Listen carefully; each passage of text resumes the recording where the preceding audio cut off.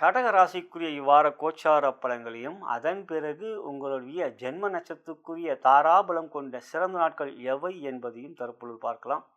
இவ்வாரத்தில் பிறந்தநாள் மற்றும் திருமண நாள் கொண்டாடும் நண்பர்களுக்கு எனது இனிய வாழ்த்துக்களை தெரிவித்துக் கொள்கின்றேன். மேலும் இப்பதிவை உங்களுடைய நண்பர்களுக்கும் உற்றார் உறவினர்கள் வாட்ஸ்அப் ஃபேஸ்புக்கிற்கு ஷேர் செய்யும்படி அன்புடன் கேட்டுக்கொள்கின்றேன். எப்படி இருக்கும் இந்த வாரம்? லக்கி குபேரின் அருள் பரிபூர்ணமாக இருக்கிறதா? இந்த வாரத்தை பொறுத்தவரை கிரகணம் இருக்கின்றது, சூரிய கிரகணம் இருக்கின்றது. ஆகையால் கொஞ்சம் பொறுமையாக இருக்க வேண்டிய வாரமாக இந்த வாரம் உங்களுக்கு அமைந்திருக்கின்றது. அதே சமயத்தில் யோகாதிபதியான செவ்வாய் பகவான் 12ஆம் இடத்தில் மறைந்திருக்கிறார். அதே போலவே உங்கள் ராசியிலே சூரியன் இருக்கிறார். சூரியன் இருப்பதனால் ஜென்மகுருவால் பாதிப்பு இல்லை.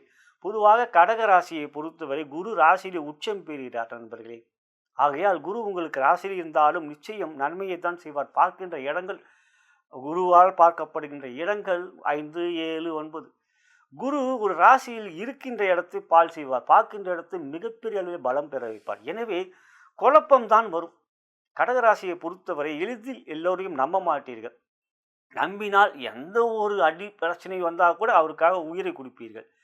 ஏனென்றால் சந்திரன் ஆட்சி பெறுகிற ராசி கடகராசி. ஆகையால் இங்கு சனியோடைய நட்சத்திரமும் உங்களுடைய ராசியில் வரும். பூசம், அதன் பிறகு பார்த்தீங்கன்னா ஆயில்யம், இதெல்லாம் சந்திரனுக்கு ஆகாத நட்சத்திரங்கள்.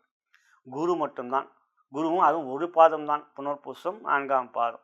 எனவே தான் உங்களுடைய மனம் எல்லாவற்றிலும் ஒருத்தரை நம்பாது. அவ்வளோ சீக்கிரம் நம்பிட்டால் உயிரை கொடுப்பீர்கள். இப்போ ராசியிலே குரு வருகின்ற பொழுது இது மாதிரியான சூழ்நிலைகள் ஏற்படும். யாரை நம்புவது, யாரை நம்பக்கூடாது, இவர் நல்லவரா, இவர் கெட்டவரா என்று அதுதாங்க ஜென்ம குருவில் கடகராசிக்கு ஏற்படும். ஆனால் ராசியில் உச்சமில்ல பெறுறார்.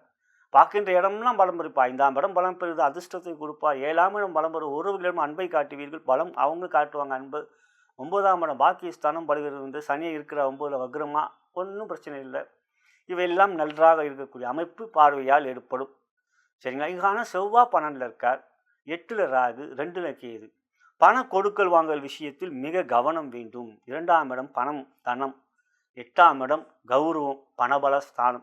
இங்கே 2ல் கேதுவும் 8ல் ராகும். பொதுவாக 2ல் கேது இருக்கும்போது கேதுவோடு ஏன்னா ஒரு கிரகம் சேர்க்கை பெற்றால் பாதிப்பு இல்லை.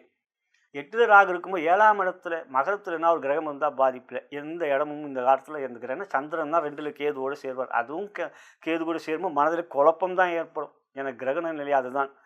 அப்படி பார்க்கும்போது இந்த வாரம் தொழில் வியாபாரம் 10ஆம் இடத்துக்குரிய செவ்வாய் 12லே விரயத்தில் இருப்பதினால் கொடுக்கல் வாங்கலில் மிக கவனம் வேண்டும்.